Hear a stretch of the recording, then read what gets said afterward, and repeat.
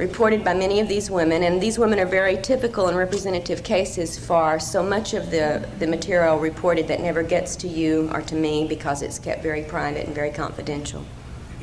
Because I think we need to be aware of just how physically oriented so much of the abduction agenda really is. In addition to the bodily effects you're already probably familiar with, including rashes, hair loss, eye problems, nausea, and for women especially gynecological problems and irregularities, the greatest area of concern, in my thinking, is that of the implants, the devices that several of the women, like so many other abductees around the planet, describe as being inserted into their bodies. I think the most intriguing information that I report and taken, and that in fact I've come across in all of this work, has come from Amy's account of this altered state scenario I referred to briefly, where she was taken to an underground installation. She felt this was what she perceived. And I would remind you as I go through this brief presentation that in every encounter, the human's state of consciousness is externally altered and controlled in every encounter. And knowing the virtual reality capabilities and the screen abilities, we need to remember not to take everything as being the gospel truth that people come away remembering. Now this has, however, been explored with some very thorough regression work, and so I do feel a little more confident in what I'm going to tell you about Amy's memory of this event today than I would if it were strictly her conscious recollection. In part of this scenario, Amy recalled going into the underground room, full of equipment, typically described from other alien encounters and other underground facilities, by the way, and seeing quite a large number of alien entities working here in this environment. But as I said earlier, there were also several human-looking men present, at least human-looking except for their eyes. One particular alien in the group that Amy perceived to be a female interacted with her directly. And this female alien began, basically, with an apology to Amy for the intrusions that some of her race were making into human lives. This entity proceeded to explain that she and her group were working with some humans to try to counteract what the rest of her group was doing to us. All right, so we've got to get the setup here on what Amy is being told. As the entity explained the negative nature of these intrusions for which she was apologizing, she then told Amy she wanted to remove 2 implants. This is one of the things they were doing to help counteract this negative intrusion activity, was to remove implants that the other group was putting into humans. And Amy recalled having an implant removed from one of her ears, and another smaller metallic implant removed from the base of her neck, her skull. Amy was told by the alien several things about how these implants functioned, and she reports that she was not happy to hear that they could be used to control the implanted abductees in any number of ways. Now, the area into which the newer implants are inserted, Amy was told, corresponds to the part of the brain known as the reticular formation, and it doesn't have anything to do with zetas, by the way.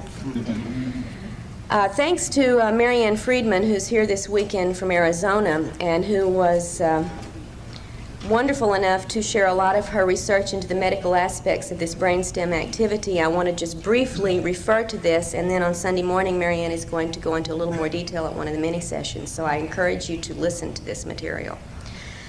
The functions of the reticular formation that Marianne got me started looking at are staggering.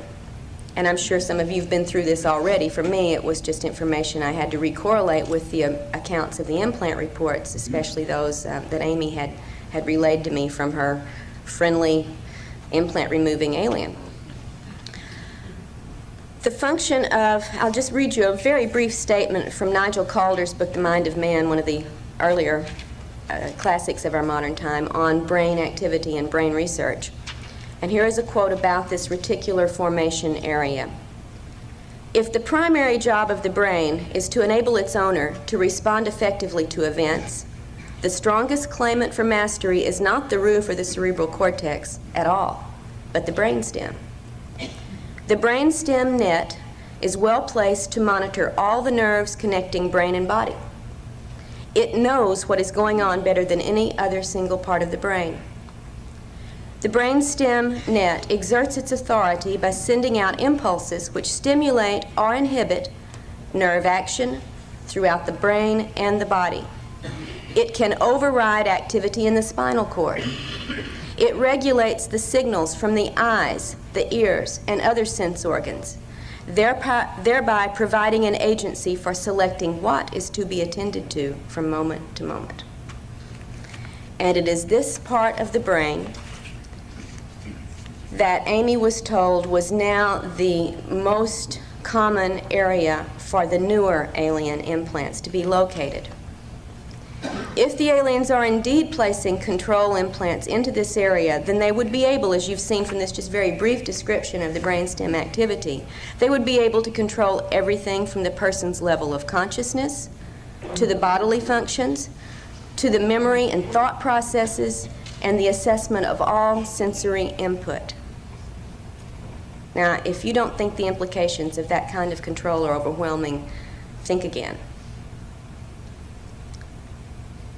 And I hope Marianne will stimulate some exciting conversations with you tomorrow morning about the possibilities of this area of the brain being the point of alien control through which abductees can be kept awake, put to sleep, put in an altered state, made to get up and do things that they would not choose to do, made to say things they would not say, made to forget things that they have said and done, etc.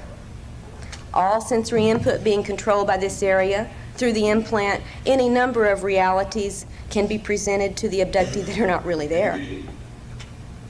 And what one remembers is controlled through this area, so the repression of memory of these events is very easily controlled as well. I think the implications are staggering.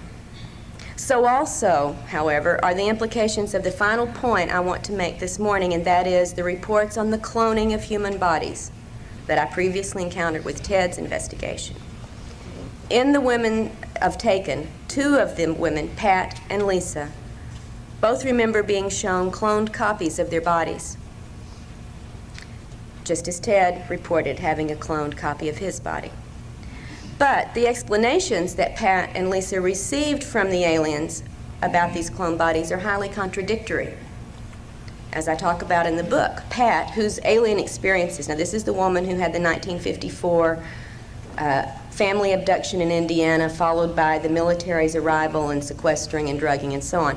Pat had had, throughout her alien encounters, a very religious atmosphere or overtone to these events, instrumented by the aliens. For instance, the first time there on the farm that the family was abducted, when Pat's grandmother began to, what we would say now, freak out and start praying to Jesus for help as these little grays came into the room, a blue beam of light came through the ceiling, just like in Star Trek, and Jesus popped out of it and said, in effect, they're with me, it's okay. And as I'm very fond of saying, and I don't know why I like this so much, except it always gets me, I asked Pat what Jesus looked like, and she said, oh, he was beautiful. He was so awe-inspiring. He was blonde-haired and blue-eyed, and just beautiful. And I said, hey, Pat, you know, look back at the New Testament. I don't think that's what Jesus probably looked like, historically speaking. And it went right over Pat's head, and she said, with, you know, tears of joy in her eyes, well, this one did. They knew how to push Pat's buttons. She was a very religious person. She was also told essentially that the aliens there with her were angels, and that their job was to prepare new bodies, as mentioned in the Bible, for the coming return of Jesus and the resurrection. When Jesus comes down with the legion of spacecraft to carry out this changeover, it was the aliens who are in charge of providing those new bodies. You want to see yours, Pat, they said? So this was wonderful. Pat is now assured that when the resurrection comes, she's got the vehicle for it. Lisa, on the other hand, down in Alabama, was told that the cloned copy of her body could be used in a very threatening manner. In effect, that it could be used to replace her if she didn't cooperate with the alien program, and that no one would know the difference. Not quite the same story as the resurrection.